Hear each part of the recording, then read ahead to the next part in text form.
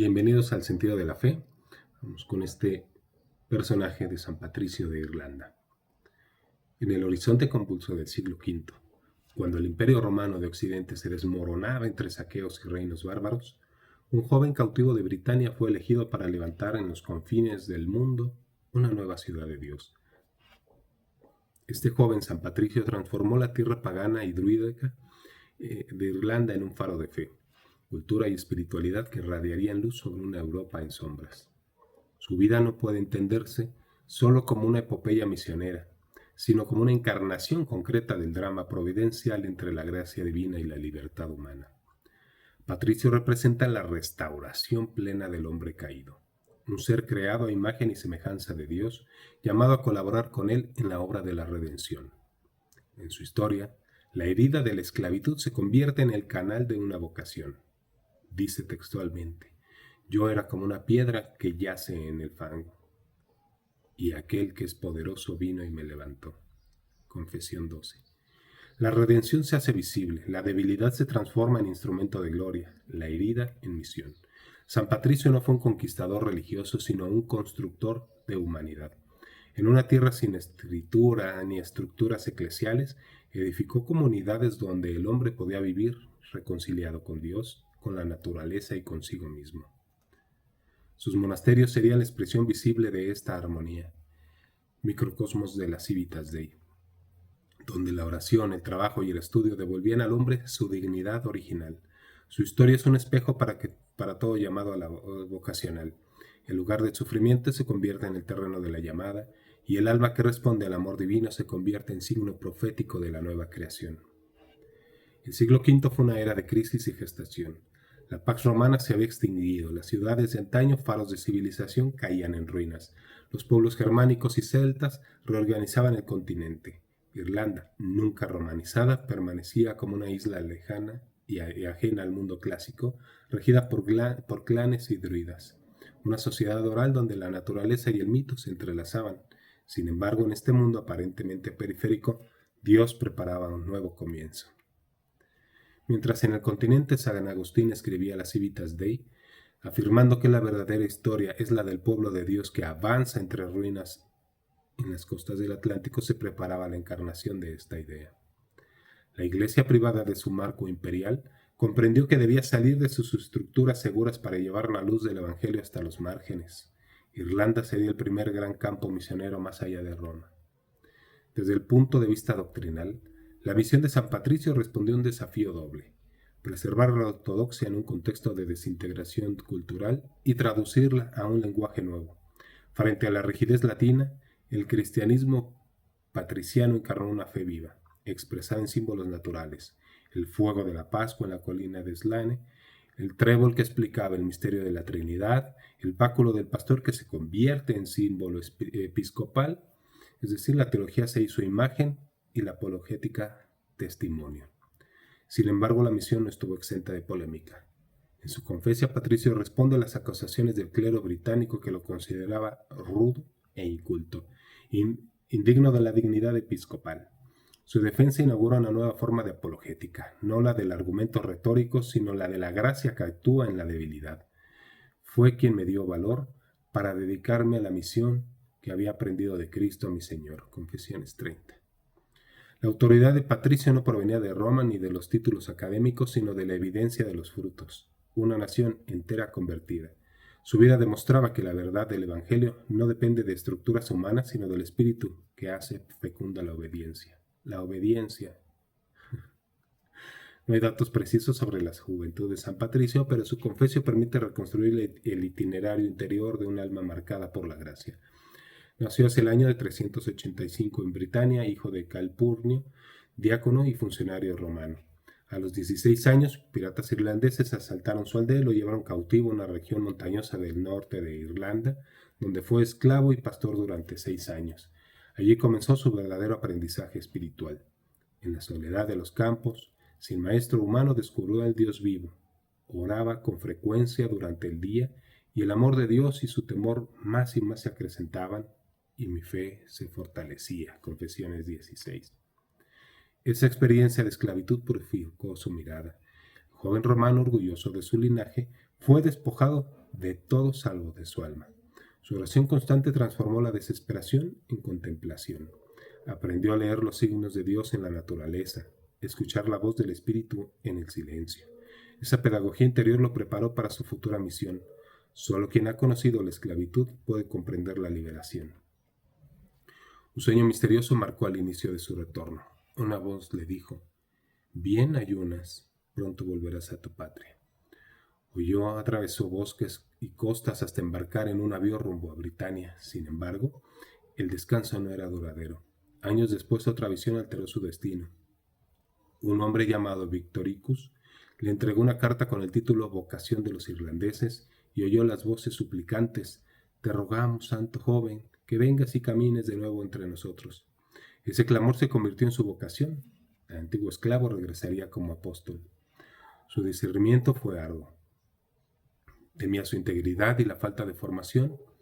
«Yo era como una piedra que yace en el fango», escribe, «y aquel que es poderoso vino y en su misericordia me levantó y me puso sobre una pared». Confesiones 12. La humildad se transformó en su teología. La gracia no suple la naturaleza, sino que la transfigura. Su preparación sacerdotal lo llevó años después a ser consagrado obispo y enviado a Irlanda. No iba solo, llevaba en el corazón la certeza de una llamada divina. La misión fue heroica. Irlanda era una tierra de clanes y guerreros y sacerdotes druidas. Patricio se movía sin ejército, sin protección, confiado solo en la providencia. Su estrategia fue pastoral: ganarse a los reyes tribales para atraer a sus pueblos. Cada conversión era una alianza espiritual. Su método: una inculturación profética, predicar en lengua local, usar símbolos familiares. En la colina de Tara, ante el rey Logarie, levantó un simple trébol y explicó: «Así es el misterio de Dios. 3 en 1, 1 en 3». El gesto más elocuente que un tratado abrió los corazones de sus oyentes. Los monasterios que fundó serían el fruto más duradero. En un país sin ciudades, el modelo urbano de las diócesis romanas resultaba impracticable. Patricio concibió el monasterio como el núcleo de la vida cristiana, comunidad orante, agrícola y misionera. En ellos, la oración litúrgica se convivía con el trabajo manual y el estudio. Así nacieron los cimientos de la futura cultura irlandesa cristiana. El antiguo pastor organizó pastores de almas, ordenó clérigos locales, formó catequistas, escribió epístolas, y su vida se volvió un evangelio vivo. Pero también enfrentó pruebas. Fue encarcelado varias veces y criticado por sus propios hermanos en la fe. Sin embargo, su fuerza residía en la oración. «He vivido por ellos y en dulzura de corazón seguiré viviendo», escribió. Al final de su vida, Irlanda entera había escuchado la palabra «la piedra en el fango». Se había convertido en piedra angular de una nueva cristiandad. La vida de San Patricio ilumina el núcleo de nuestra fe cristiana. El hombre, redimido por la gracia, es llamado a colaborar con Dios en la transformación del mundo. Su itinerario interior es una catequesis viviente sobre el dinamismo de la vocación. En su esclavitud aprendió que la verdadera libertad no consiste en la autonomía, sino en la dependencia amorosa del Creador. Su sí a la llamada divina es la restitución de la imagen divina en el hombre, libertad que se realiza en la entrega. Desde la teología de la historia, su misión es un signo de movimiento providencial que guía sus tiempos. Cuando la ciudad terrenal del imperio colapsa, Dios suscita en la periferia una nueva civilización del espíritu. Patricio no reconstruye Roma, edifica la ciudad de Dios. Cada monasterio irlandés, con sus talleres, escuelas y oratorios, es un testimonio de que la historia no es un ciclo de ruinas, sino un drama orientado a la plenitud del reino. En su defensa apologética, Patricio encarna una lección permanente: la autoridad espiritual no depende del prestigio humano. Frente a sus críticos que lo tildaban de ignorante, él responde con frutos de la gracia. La conversión de una nación pagana es la mejor demostración de que el Espíritu sopla donde quiere. Su epístola Ad Militis Corotici lleva la convicción al plano profético. Excomulga a un caudillo británico que llevaba masacrando a neófitos irlandeses, afirmando que los bárbaros bautizados son miembros del cuerpo de Cristo. Así Patricio invierte las jerarquías del mundo. Los esclavos se envuelven ciudadanos de la Civitas Dei y los poderosos, si traicionan el Evangelio, se excluyen de ella. En términos antropológicos, su testimonio revela la plenitud de la teología del cuerpo. El hombre entero, cuerpo y alma, está llamado a ser instrumento de la gracia, su cuerpo marcado por la esclavitud, su voz temblorosa, sus pasos fatigados por las rutas de Irlanda, fueron sacramentos visibles del amor divino. En él, la carne se hace obediente al espíritu y la historia humana se vuelve un lugar de encarnación. Su ejemplo interpela al creyente contemporáneo. En una época fragmentada donde la fe parece confinada a lo privado, San Patricio muestra que la vocación cristiana es esencialmente misionera. La evangelización no consiste en imponer, sino en encender un fuego como él lo hizo en Slane, una luz que desafía las tinieblas y atrae sin violencia. Su fe no fue especulativa, sino performativa. Transformó una cultura. Así la teología se convierte en historia y la historia en liturgia. San Patricio encarna una virtud central, la confianza radical en la gracia. No fue la elocuencia la que convirtió en Irlanda, sino la santidad que brota del abandono total en Dios. Su vida es una parábola de la providencia. El esclavo se convierte en apóstol, el humillado en maestro, el marginado en fundador. Esta inversión de los valores humanos revela el núcleo del cristianismo. Cuando soy débil, entonces soy fuerte, diría San Pablo. Para quienes buscan discernir su vocación, la historia de Patricio ofrece 3 claves. La primera es la de la escucha interior.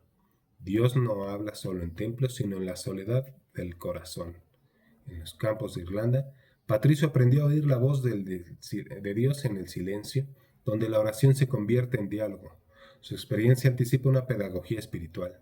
Solo quien calla ante el misterio puede recibir la misión. En un mundo saturado de ruido, su ejemplo invita a recuperar la fuerza del silencio, donde la gracia modela el alma. La segunda clave es la inculturación creativa. Patricio comprendió que evangelizar no es destruir la cultura, sino transfigurarla desde dentro. Al usar el trébol para explicar la Trinidad o al santificar las colinas sagradas de los celtas, mostró que la verdad no anula los símbolos humanos, los eleva. En tiempos actuales donde la fe entera enfrenta el desafío del secularismo y la globalización, su método sigue siendo modelo: hablar el lenguaje del otro sin diluir el contenido del Evangelio. La misión requiere inteligencia teológica y empatía cultural como la suya. La tercera clave es la visión comunitaria.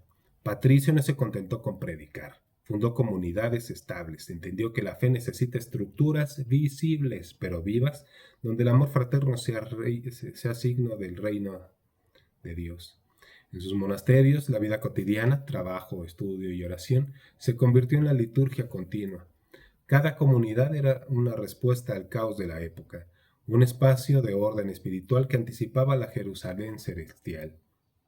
Hoy, cuando la soledad y la desintegración social amenazan la esperanza, su modelo monástico invita a recrear comunidades cristianas donde el hombre vuelva a ser imagen de Dios en relación. Su legado no se agotó en Irlanda. Los monjes formados en su escuela, Columbano, Kilian, Gall, reevangelizaron Europa siglos después. Así la semilla sembrada en la periferia regeneró el corazón del continente. En su figura se cumple el principio de la historia sagrada. Lo despreciado por el mundo elige Dios para confundir a los sabios.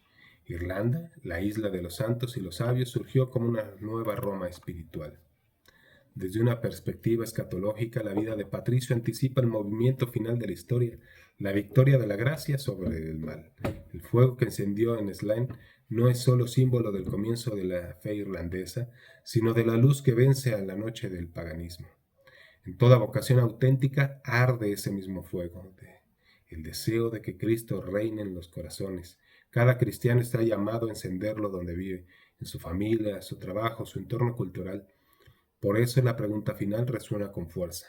¿Qué Irlanda, interior o exterior, está Dios llamándome a evangelizar? Las Irlandas del hoy son los espacios de indiferencia, de duda, de desesperanza. Allí donde parece que la fe no puede florecer, el Espíritu llama a sembrar. Como Patricio, quizás muchos sientan indignos o poco preparados, pero la vocación no se mide por capacidades, sino por fidelidad.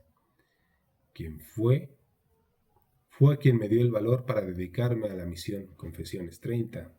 Con esa certeza basta. ¿Quién te está llamando? El muro que Patricio imaginaba, la piedra en el fango, puesta por Dios en su lugar, continúa en construcción. Cada vocación es una nueva piedra viva en esta edificación.